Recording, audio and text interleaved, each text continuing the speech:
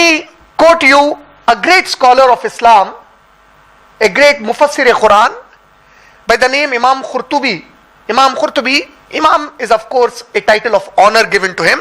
He is not an Imam in the sense that we generally hear it from the 12 Imams of the Shia or the 4 Imams in the Sunni.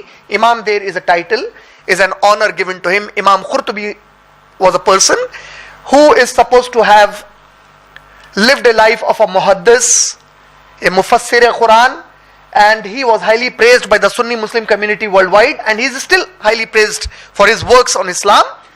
He gave a very beautiful analogy about those Muslims who read the Quran regularly. They read it very regularly, but unfortunately they read it without an understanding. They don't understand what they are reading. So when you don't understand what you are reading, you lose the purpose of what you are reading. And he gave a very beautiful analogy of such people. Imam Qhurtubi, he said, the example of a Muslim man or a Muslim woman reading the glorious Quran without understanding the message from Allah subhanahu wa ta'ala to them is like a person who received a letter, like a man or a woman who received a letter from the king. The king sent a letter, and there was a message on the letter, and that message was a warning to this person. The man who received this letter from the king, the woman who received the letter from the king, he received or she received a warning from the king. But when the letter reached this man or the woman, it was dark of the night and there was no lamp, no light to lit it and read the letter. And this man held the letter in the hand, happily saying that this letter came to me from the king. And when the sun rose, when the sunlight came, after the sun has risen the next day, this person read the letter now. And the message on the letter was, if you do not leave this place before the sun rises, I shall kill you. What was the message? The message was, if you don't leave this place before the sun rises, I shall kill you. But when did the person read it? When the sun rose. So the time is gone now. Similarly, we are holding this like the letter of the king. This is the letter of the king with us. Letter of the king with us. But do you know, this letter of the king has a warning for you and me. It says if you don't follow it, you will be destroyed. And the sun that rises for you is actually the sun that sets in your life. The death comes to us. And when the death comes to us, you have no opportunity but to face the reality of the life. That is the actual life for you and me. A beautiful analogy he has given. He says, a beautiful analogy. I don't think in the normal sense you and I would have been explained of our behavior towards the Quran better than this analogy that Imam Qhurtubi rahmatullah gave, that holding the letter of the king and feeling very honored that the king sent a letter to me, the king sent a letter to me, not knowing what was the message in it. The message is, if you don't escape from this place by morning, you will be killed. And by the time the death came, now we realized, oh, what happened? Was this what Allah wanted me to do? But the time is gone now. You are finished.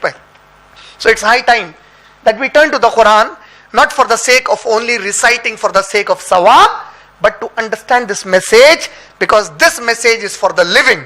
Allah says in Surah Yasin, Surah number 36, ayat number 7, this book is a guidance not for the dead in the grave. When you read when the person is dead on the grave, what can the person dead in the grave do with the recitation that you are doing with the Quran there? This Quran is a hidayat for the living. This is what Allah says in Surah Yasin, Surah number 36, ayat number 70. Allah says it's a guidance to the people who are living. They need to follow it. They need to take their path. And Rasulullah sallallahu alaihi wasallam has explained to us, see, your father, your mother, if they are people of honor and reputation in the world, the way we react to whatever they say, you know, my father said this, you know, my mother said this, you know, my father, he's a professor there, you know, his friendship circle, his circle is so big, he told me that I should do this in my life. My mother, you don't know, she is so well educated, she loves me so much. You think there is somebody better than the father and the mother to tell anything good to me? Of course not. But how as a Muslim did you forget?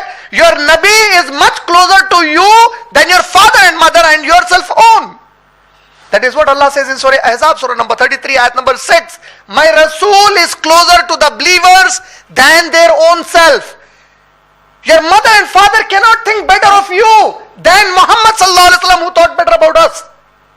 He is the best to think the best about us. Nobody can supersede him, because what he thinks is what Allah thinks. And what Allah thinks is what Allah wants you to do, so that you enter Jannat, not Jahannam, mashallah. So our Rasulullah sallallahu alaihi wasallam, he told us who is the best amongst us. And if my Nabi sallallahu alaihi wasallam said something to me, and my mother and father said something to me, contradicting what my messenger said, without an iota of doubt, without a blink of an eye, I will pick up what my parents said and throw it on the wall and hug to what my Nabi sallallahu alaihi wasallam said. My Nabi sallallahu alaihi wasallam is my Nabi sallallahu alaihi wasallam for me. Hundreds and thousands of parents like my parents, I will sacrifice in a second, in a millionth of a second, over the feet of my Prophet sallallahu alaihi wasallam. And what did Nabi sallallahu alaihi wasallam say? Sahih al-Bukhari, volume number 6, hadith number 5027. The best amongst you. Who is the best amongst us? The best amongst you is the one who learns Quran and teaches Quran. The Prophet sallallahu alaihi wasallam is saying, no one better in the world can be than the person who learns Quran and teaches Quran. Every other thing that you are learning in your life will end with your physical body.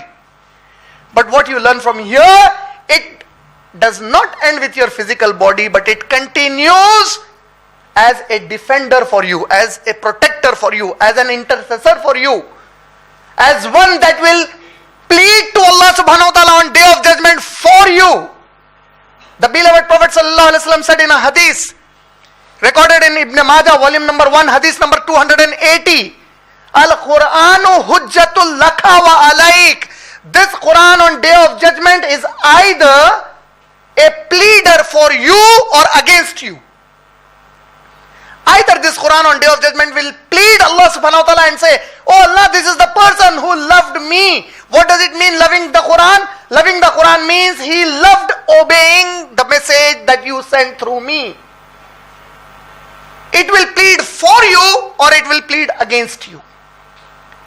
This Quran is not a normal book. It is not a book written by a common author around you. This is not a book written by your father or my father. This is not a book written by anybody amongst mankind, not even written by Muhammad Rasulullah sallallahu alaihi wasallam. This is the book of Allah Rabbul Alameen. No comparison to it. This is the sifat of Allah subhanahu wa ta'ala. This is an attribute of Allah, kalam Allah. This is Allah's kalam, Allah's speech, Allah's word. Not a single alphabet of the Quran is the speech of Muhammad sallallahu alaihi wasallam. Not a single alphabet in it. We cannot mistreat it. And what does mistreating Quran mean? Mistreating Quran mean believing in the Quran that this is from Allah and still ignoring the message of the Quran to be followed in our life and in the life of our family members and the society. This is ignoring Quran, and this is the worst of our life. This is the worst case scenario of our life, because this is exactly how the hypocrites of the time of Muhammad sallallahu alaihi wasallam lived.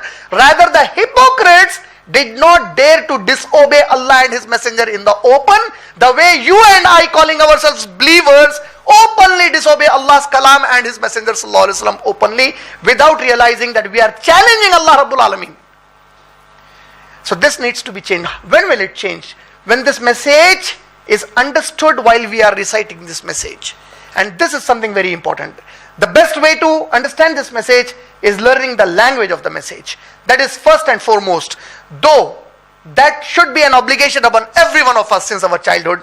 But unfortunately, the parents that love us so much, they have forgotten to educate you and me with the language of Allah subhanahu wa ta'ala.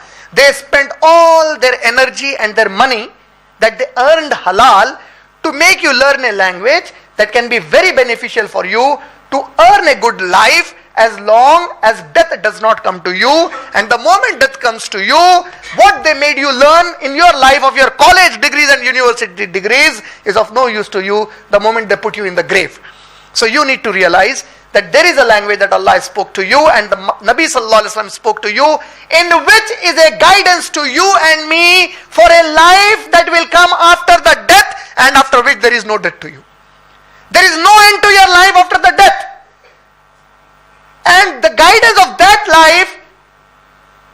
in this book, in the words of Allah subhanahu wa ta'ala. So we can't ignore it.